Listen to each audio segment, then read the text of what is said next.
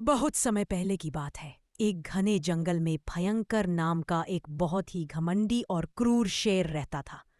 वह जंगल का राजा था और अपनी ताकत के नशे में चूर होकर रोजाना कई जानवरों को मार देता था।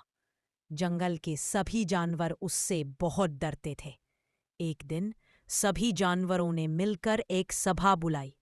हाथी, हिरण, भालू और सभी जीव मौजूद थे। सबने मिलकर यह फैसला किया कि वे शेर के पास जाएंगे और उससे एक समझौता करेंगे।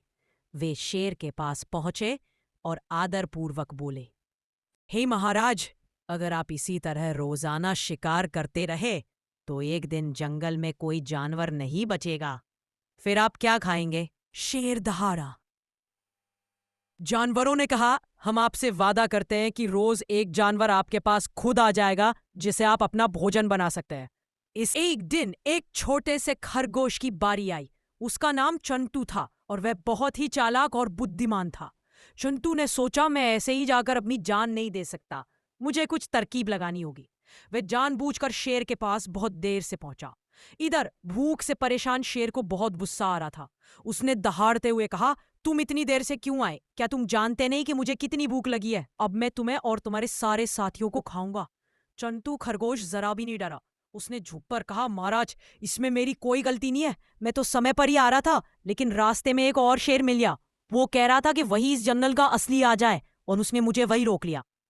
यह सुनकर भयंकर शेर का गुस्सा और बढ़ गया। उसने गरज कर पूछा, क्या? कौन है वह गुस्ताख? कहाँ है वह दूसरा शेर? ले चल मुझे उसके पास। आज मैं उसे मारकर साबित करूंगा कि असली राजा कौन है। चंटू ने कहा, चलिए महाराज, मैं आपको दिखाता हूं। चालाकी की जीत चंटू खरगोश भयंकर शेर को जंगल में दूर एक गहरे कुएं के पास ले गया, जिसके किनारे पर ऊंची ऊंची घास और झाड़ियां थीं। खरगोश ने कुएं की तरफ इशारा करते हुए कहा, महाराज, वहां दुष्ट शेर इसी कुएं के अंदर रहता है। उसने मुझे धमकी भी दी कि अगर मैं आपके पास गया तो वह मुझे मार डालेगा। घमंड से भरा शेर बिना कुछ सोचे समझे कुएं के पास गया। वह कुएं के अंदर झांका। कुएं के शांत पानी ने उसे अपनी ही परछाई दिखाई दी। शेर ने समझा कि यह दूसरा शेर है। वह और गुस्से में आया और दहाड़ा। जवाब में कुएं के अंदर से भी उसकी ही दहाड़ की गूंज सुनाई दी। शेर को लगा कि दूसरा शेर भी उसे ललकार रहा है। अब शेर का गुस्सा आसमान पर था। बिना एक पल सोचे उसने उस दूसरे शेर को सबक सिखाने के लिए जोर से छलांग लगा। चंटू खरगोश ने शांत दिमाग और अपनी बुद्धिमानी से जंगल के सभी जानवरों को क्रूर राजा से मुक्ति दिला दी। उसने वापस जाकर जंगल के सभी जानवरों को यह खुशखबरी सुनाई। सभी ने मिलकर खुशी मनाई और चालाक खरगोश की बुद्धिमानी की खूब तारीफ की।